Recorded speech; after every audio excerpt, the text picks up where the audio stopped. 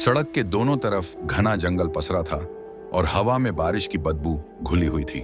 कहीं दूर शांति को चीखती हुई पंखों की आहट और घास पर टिकी बूंदों की खनक ही तोड़ रही थी।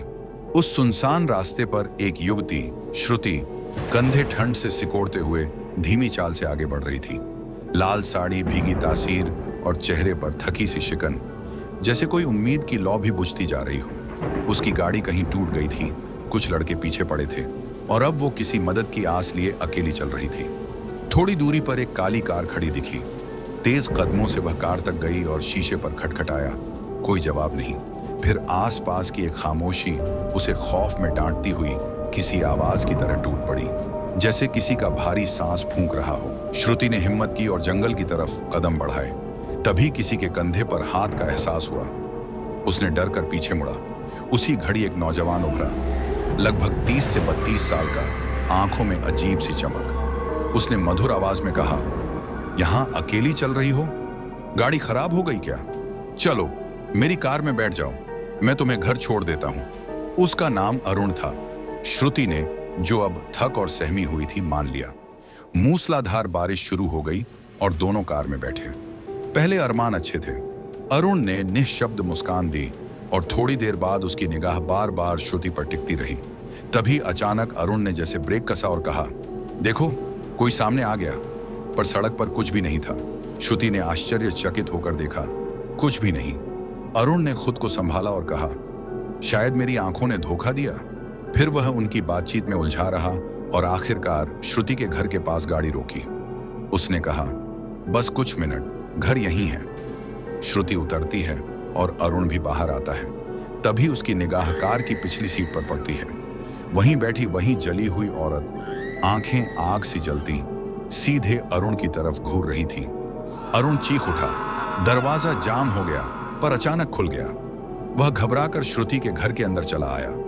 गांव का छोटा सा घर, मिट्टी की दीवारें और एक हल्का बल्ब। भीतरी कमरे में अंधेरा था। श्रुति ने चाय दे दी और अरुण धीरे धीरे शांत होने की नाटक करता रहा।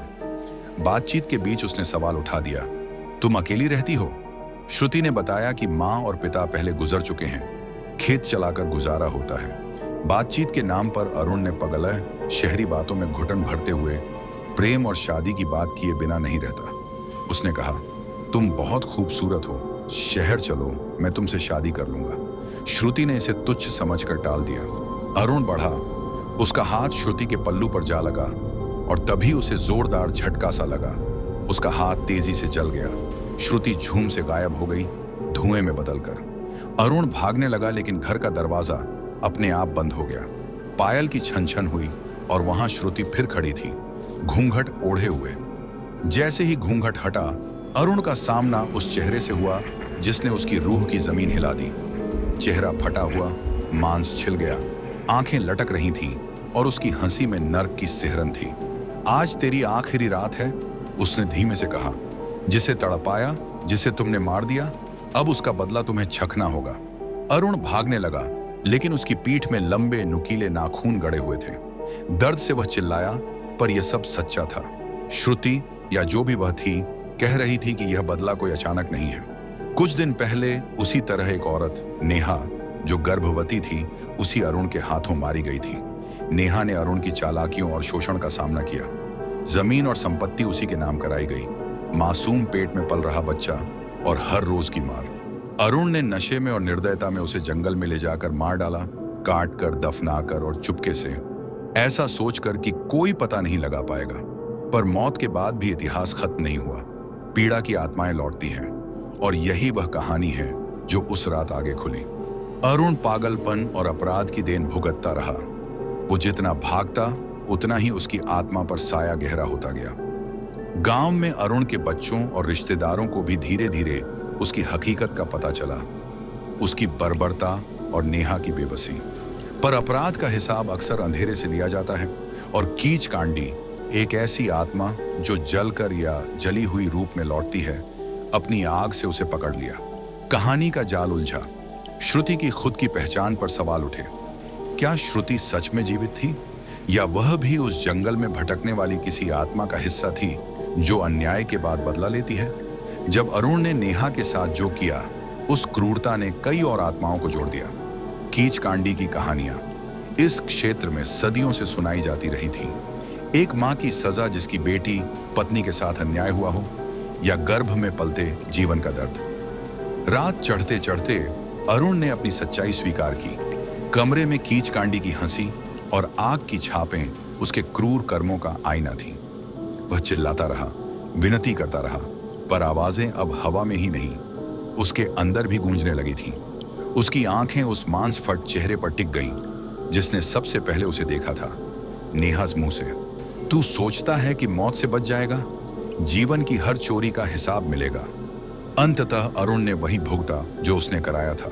वह तड़पा, चिरहरण का शिकार हुआ, और गांव वालों ने कुछ दिनों बाद उसे अजीब हालात में पाया। आखिरकार इंसानी हड्डियां, जलने के निशान और अनगिनत सवालों के साथ। पर जितना भयावह दृश्य बाहर था, उससे भी गहरा था सवाल। क्या अपराध खत्म हो गया? क्या जिन आत्माओं ने न्याय के लिए चीखा था, वे अब शांत हो गईं? कुछ लोगों का मानना था कि नेहा और उनकी तरहीत आत्माएं अब चुप हो गई थीं। पर जंगल और पहाड़ों की रातें हमेशा कहानियां छिपाए रखती हैं। कुछ कहानियों में श्रुति जैसी आत्माएं आती हैं, जो किसी अजनबी की मदद करती दिखती हैं, और फिर जैसे ही सच्चाई सामने आती है, वे बदल जाती हैं, यानी न्याय की आग बनकर लौट आती हैं। गांव के बुजुर्ग कहते थे कि जब भी कोई पति अपनी पत्नी के साथ अन्याय करता है, या कोई अंगूठा उठाकर मासूम का जीवन कुचलता है, तो कीच कांडी की पायलें फिर बजती हैं। सुनसान सड़कों पर एक लाल साड़ी की छाया दिखे तो समझ लेना कि कहीं कोई सच्चाई अभी भी अपूर्ण है। ये कहानी सिर्फ डराने डराने की नहीं, ये एक आग है जो बताती है कि इंसान का दर्द और अन्याय कभी कभी मौत के बाद भी शांत नहीं होता। नेहा, श्रुति और उन अनगिनत नामहीन महिलाओं की दास्तानियां हमें यह सिखाती हैं, ज्यादती करने वाला चाहे कितना ही चालाक क्यों ना हो, एक न एक दिन उसका हिसाब लिया जाएगा। कभी कानून, कभी समाज, और कभी ऐसी ही परछाइयों के रूप में। अगर आप कहानी लिखते हैं तो याद रखें, सच्ची भय कहानी वही है जो इंसानी कमजोरियों और सामाजिक अत्याचारों की परतों को उधेड़े और फिर बदले की तार की मर्मस्पर्शी कड़काहट से उसे बांधे। कीच कांडी की यह रात बस एक चेतावनी है। इंसानियत की कीमत समझो, वरना अंधेरे में खड़ी कोई आवाज तुम्हारी हर गलती को याद रखेगी।